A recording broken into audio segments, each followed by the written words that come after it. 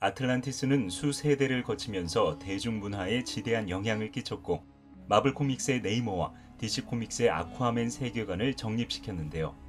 마블과 DC 코믹스의 아틀란티스 세계관을 조사하다가 문득 실제로 아틀란티스가 존재하고 있는 건 아닐까라는 의문이 들었습니다.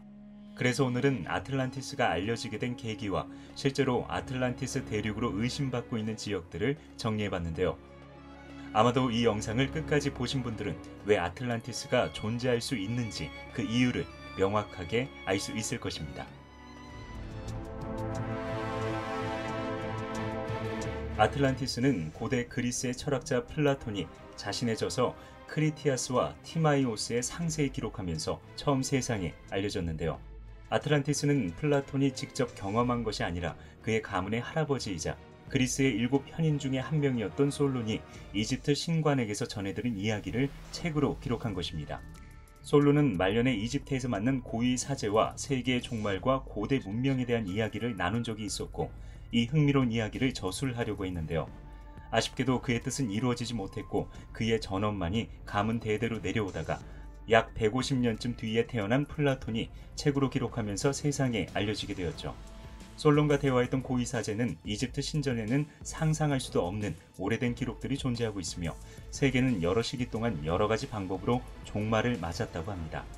그리고 그 중에서 9,000년 전에 물로 멸망했던 훌륭한 문명이 있었는데 그게 바로 아틀란티스 대륙이라는 것이죠. 아틀란티스 대륙은 기원전 25,000년부터 11,000년까지 크게 번성했던 초강대국으로 지중해에서 대서양으로 가는 관문인 헤라클라스의 기둥, 즉 지금의 지브롤터 해협 너머에 있었다고 하는데요. 크기는 서쪽 바다의 리비아와 아시아를 합친 곳보다 컸으며 섬 한가운데 있는 둥근 원형의 도시는 전체가 금과 은, 오리하르콘으로 덮여있는 거대한 포세이돈의 신전이 있었고 그 주변을 2개의 땅과 3개의 물길이 감싸고 있는 특이한 형태를 지니고 있었다고 합니다. 그리고 서늘한 북풍을 막아주는 거대한 산맥 덕분에 남쪽에 있는 넓은 평지는 온갖 동식물들이 번성했는데요. 이 중에서 특히 코끼리가 많이 서식했다고 하죠. 또한 아틀란티스인들은 동서 533km, 남북 355km, 폭 180m의 대운하를 만들어 한 해에 2번의 수확이 가능한 비옥한 땅을 만들어냈으며 지상에서 채취할 수 있는 모든 향료의 원료와 온갖 광물들을 비롯해 고대인들이 매우 귀중하게 여긴 전설적인 보석이자 무지개 빛으로 빛나는 오리하르콘이 풍부하게 매장되어 있었는데요. 그 중에서 특히 금과 은, 구리가 가장 많이 채굴되었기 때문에 아틀란티스의 모든 건물이 금과 은으로 뒤덮일 정도였다고 하죠. 그리고 아틀란티스는 오리하르콘을 수출하여 많은 불을 쌓았으며 이 불을 바탕으로 강력한 군대를 만들었는데요.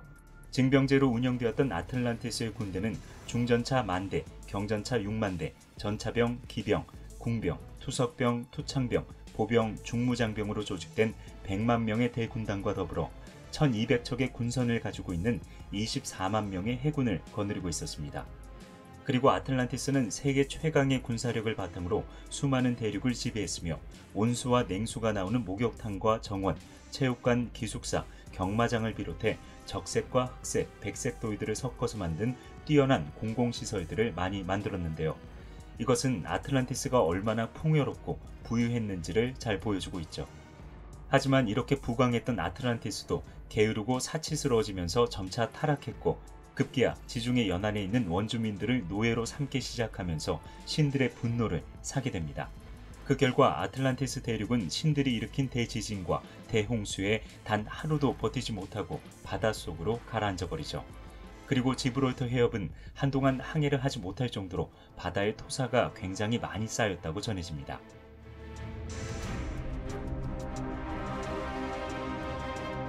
플라톤의 아틀란티스 대륙 이야기는 그 당시 많은 사람들에게 비판을 받았고 플라톤의 지지자와 제자 아리스토텔레스까지 그의 말을 믿지 않았다고 하죠.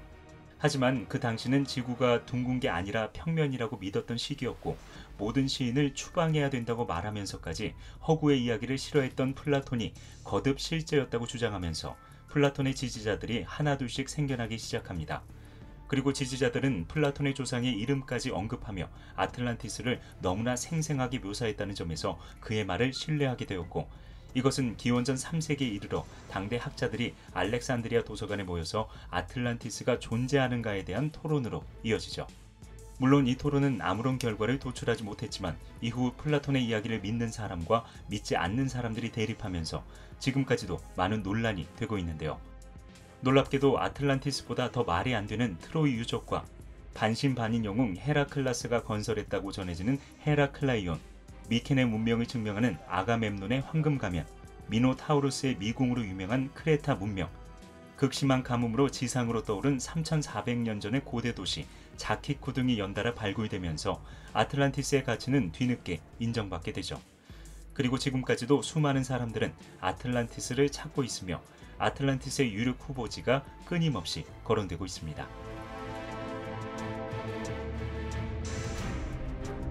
독일의 컴퓨터 전문가 미하엘 휘프너는 플라톤의 글을 분석해 아틀란티스를 찾는 프로그램을 개발했는데요.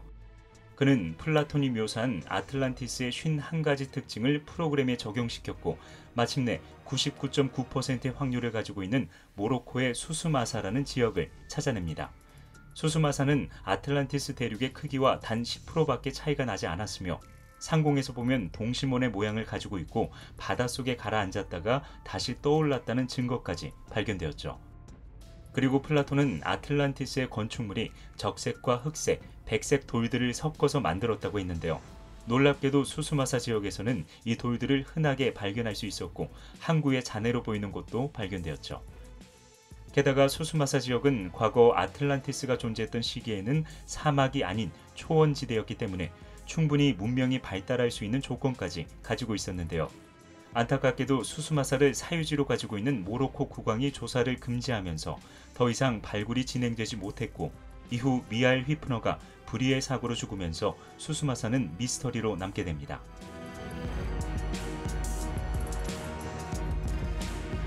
2012년 10월 폴 바인스바이크와 폴린 잘리스키 박사가 쿠바 해저 밑에서 화강암으로 이루어진 조각상과 4개의 거대한 피라미드를 발견했다는 뉴스가 발표됩니다. 그리고 해양 지질학자인 마누엘 이투라이드가 이 유적의 파편을 조사한 결과 놀라운 사실이 발견되죠. 그는 이러한 장엄한 석조물은 바다 깊이 가라앉는데 5만 년 이상 걸렸을 것입니다. 그리고 이런 복잡한 구조물을 만드는 것은 그 당시 문화의 능력을 넘어섰습니다. 라고 말했으며 유적을 처음 발견한 폴과 폴린 박사는 피라미드가 이집트의 피라미드가 아닌 마야의 치첸이트사 문명의 피라미드와 닮아 있었고 단편적이지만 고대 상형 문자로 의심되는 문자 배열을 발견했다고 말했습니다. 참고로 아틀란티스는 스칸디나비아와 아일랜드, 지중해 북아프리카를 포함한 전 유럽과 아즈텍 문명, 잉카 문명, 마야 문명, 마운드 빌더들의 문명을 식민 지배했으며 이들의 문명은 아틀란티스의 영향을 많이 받았죠. 아무튼 이런 정보와 더불어 1960년대 쿠바 핵위기 때 잠수함에서 임무를 수행하던 퇴역 군인들이 해저 밑에서 수중 도시에 대한 증거를 찾아냈지만 쿠바 정부가 구역을 통제하고 기밀에 붙였다는 증언이 쏟아지면서 세상은 또다시 흥분에 휩싸이게 되죠. 하지만 어떤 이유에서인지 이것을 조사한 사람들이 하나같이 증거를 공개하지 않았고 쿠바 정부가 이 유적은 수중 도시가 아니라 플라이오세 시대의 화석이라는 결론을 내리면서 지금까지도 조사가 이루어지지 못하고 있습니다.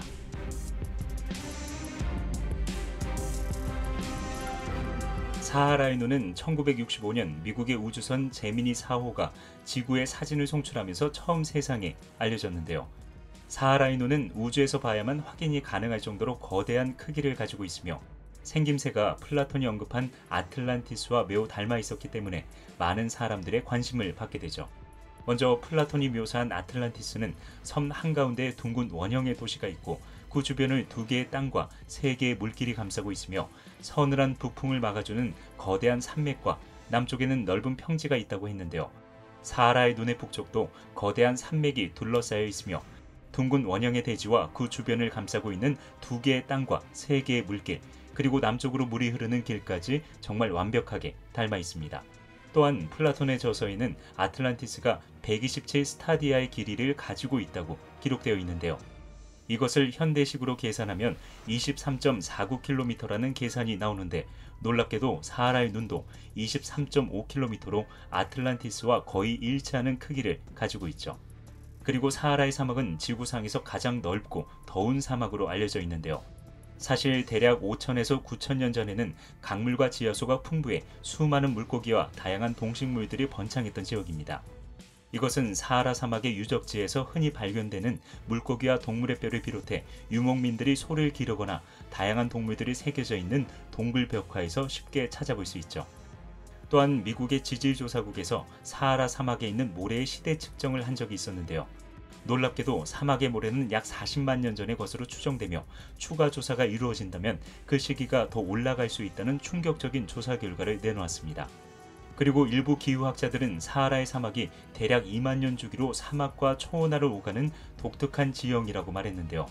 이것으로 봐 사하라 사막은 충분히 과거 아틀란티스처럼 코끼리와 다양한 동물들이 뛰어노는 지역이었을 가능성이 높으며 이것은 사하라의 눈이 아틀란티스라는 가설에 힘을 실어주고 있죠. 또한 플라톤은 모든 건물들을 금과 은으로 뒤덮을 정도로 아틀란티스에는 금과 은, 구리가 많이 매장되어 있으며 적색과 흑색, 백색 돌들을 섞어서 건축물들을 만들었다고 했는데요. 놀랍게도 사하라 지역에는 적색과 흑색, 백색 돌들을 흔하게 찾아볼 수 있으며 사하라의 눈이 있는 모리타니 지역은 금과 구리가 많이 매장되어 있다고 하죠. 게다가 사하라 눈 근처에는 고래 화석과 소금, 거대한 물줄기의 흔적, 바닷물에 침식된 흔적들이 발견되고 과거 이 지역이 바닷물에 잠겼다는 사실까지 발견되면서 사하라의 눈은 아틀란티스를 찾는 사람들에게 큰 관심을 받게 됩니다.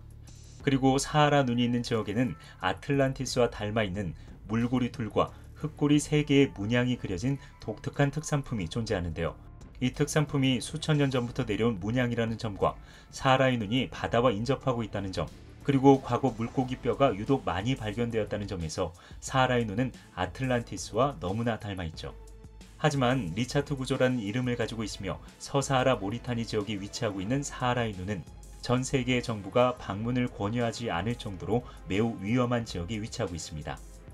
50도 안팎으로 올라가는 온도와 사방에 깔려있는 지뢰, 납치 사건과 참수를 당하는 사건이 수시로 일어나며 길이 없어서 사구를 걸어서 넘어야 하는 지역이기 때문에 아직까지도 많은 사람들의 발길을 허락하지 않고 있죠. 그 덕분에 사하라의 눈은 고고학자와 지질학자들의 접근을 거부하며 지금까지도 미스터리로 남아있습니다.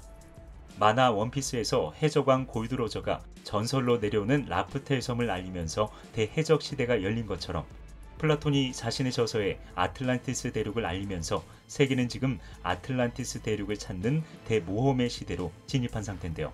과연 플라톤이 말한 것처럼 아틀란티스는 존재하고 있는 것일까요?